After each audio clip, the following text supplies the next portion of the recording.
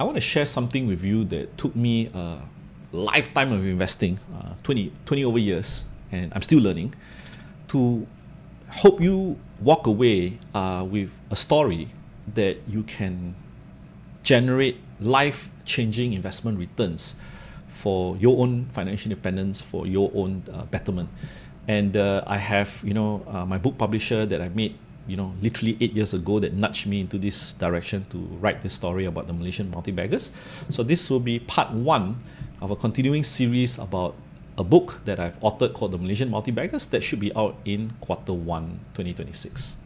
Hi everyone, welcome back to the channel. For those of you new, my name is John, former engineer turned full-time investor. Now I'm a wealth planning director at Philip Wealth and Philip Capital Malaysia, and I help clients with a private mandate for investing in global stocks and Malaysian stocks. So one of my favorite investment managers that I felt really impacted me on my journey to become a full-time investor was actually this person called Peter Lynch. He authored 3 books, but I think the one that was most impactful for me was this book entitled One Up on Wall Street. If you haven't read it, I highly encourage you to read it. I know a lot of people says, oh, we should read Warren Buffett's letter, so you should read Securities Analysis by Ben Graham, or you should read Intelligent Investor. But I felt that Peter Lynch's book has the right amount of concepts, have the right amount of layman explanation to help you really understand or grasp the concepts better before you embark on this journey. And up until now, I still use it as a reference now and then, because Peter Lynch, when he authored this book, he's quite hilarious. And one of the terms that he created or coined is this term called a bagger. So if you made a one bagger, that means if you put $1 in the stock, you bought the stock for $1 and it becomes $2, you've gotten one bagger. And if that $1 stock becomes a $10 stock, you've gotten a 10 bagger, or 900% your returns. So I'm going to be using this term called bagger throughout this video and throughout the book. That's why it's called the Malaysian Multibaggers. And I'm going to share with you a story from a Malaysian context to help you better understand this concept of what Peter Lynch was trying to espouse in his book. So here's the story of Encik Rahman. He's actually a civil engineer and he lives in a certain suburb within KL. It's going to be revealed very, very soon. So I'm going to show you how he uses his daily routine as investment ideas and what kind of returns that he potentially or other investors potentially would have gotten if you just follow or adhere or be attuned to his lifestyle, right? And this is an investment philosophy or a framework that I apply to all my clients, regardless of whether they invest in global stocks or Malaysian stocks. And it's very much detailed in my book called The Malaysian Multibaggers. So Encik Rahman, civil engineer, lives near a township in KL. So he starts his day very early because he wants to avoid the jam. So before the sun rises, he has to wake up to an alarm, and then he has to turn on the light, and he has to get into the shower.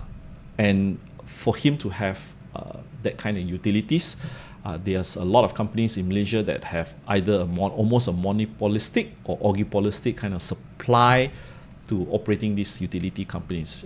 And we take for granted most of it. So you have companies like Tenaga Nasional, you have companies like YTL who owns Seraya Power in Singapore, and now they actually bought a controlling stake in Renhill, which actually controls water utilities in Johor, in China, and things like that. So these are things that are invincible. We take for granted. You switch on the switch, there's electricity. You turn on the water tap, there's water. So that's the first point, right? Now he showers, he has his breakfast, and then he gets ready for work. He gets into his car and he realizes that he needs to fill up the tank. He's not bought an EV yet, so he needs to fill up the tank with petrol, right? Then he gets to the petrol kiosk or petrol station, and we take it for granted. You put in your credit card, you put in your my card to get subsidy, right? But before I even got to the kiosk and into that filling point, it has to that petrol actually had to go through a web of complicated web of players, ecosystem players, to help find it, explore it.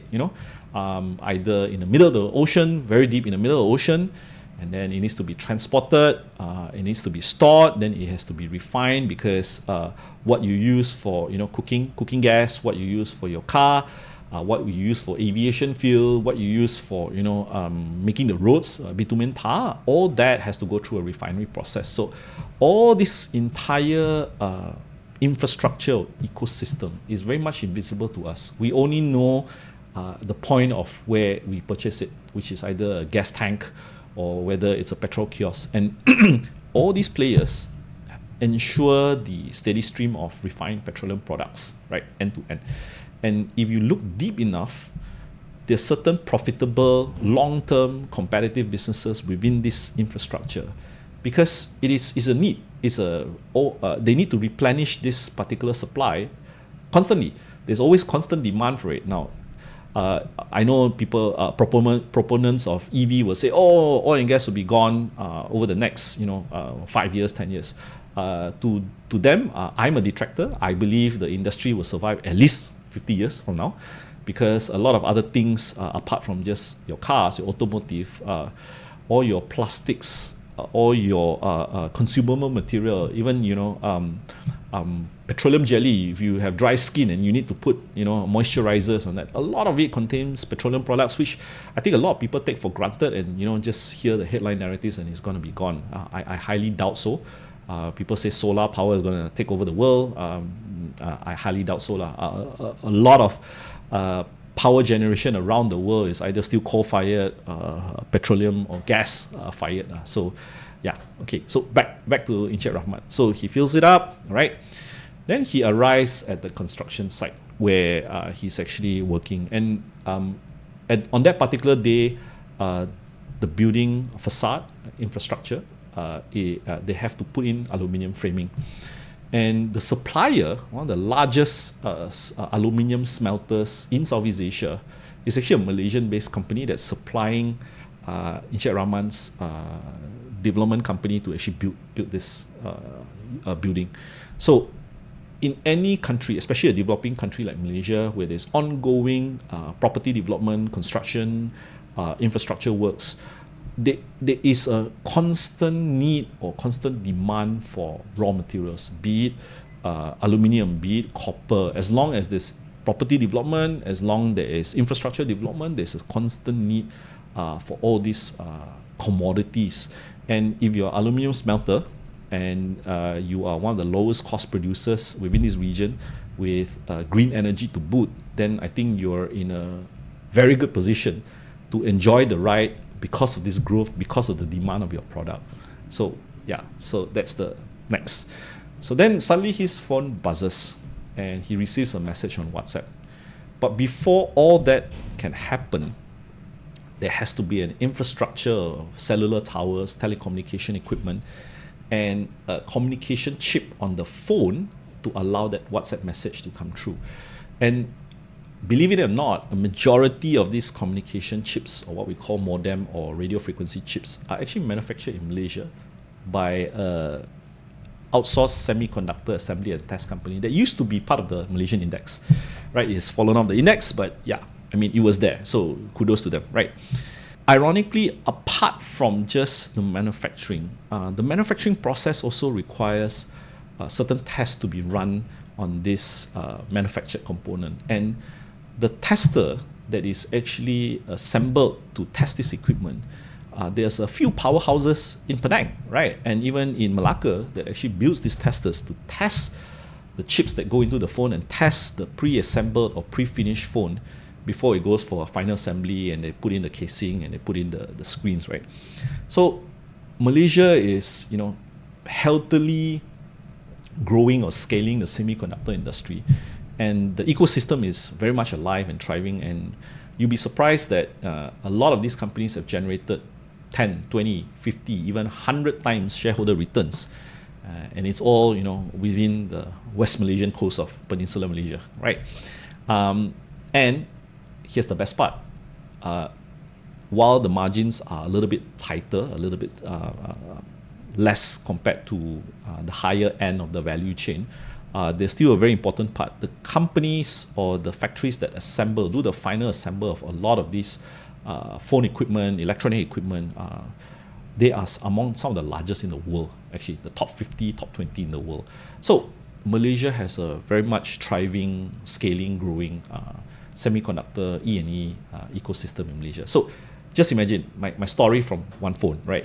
For that WhatsApp to happen, a host of things needs to happen before Encik Rahman actually gets that WhatsApp message, right? So now it's coming to lunch break, and he just wants to get a quick lunch, no time to sit down in a restaurant, enjoy the meal. He rushes to the most convenient family mart, and he goes and buy a bento set, and he buys ready to drink food or drinks, right? And the bento set is actually wrapped in this cling wrap, this plastic. And one of the largest stretch film manufacturers, obviously compared to the Koreans and the Chinese, they are smaller, but it's still among the largest stretch film manufacturers globally.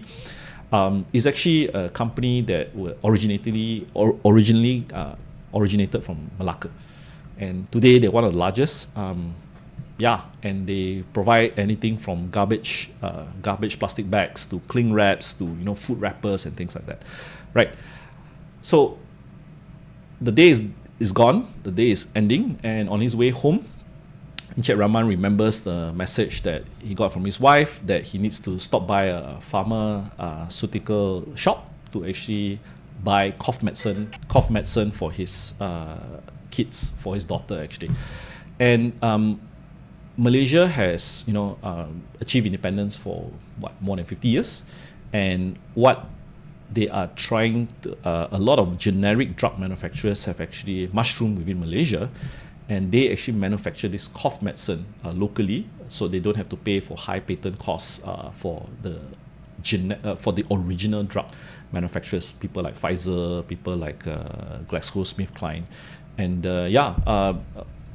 these generic drug manufacturers, a lot of them came from Malacca, contrary, not from the capital of KL, and because of that, it has helped so many families reduce costs of their medicine and within our Malaysian shores, right?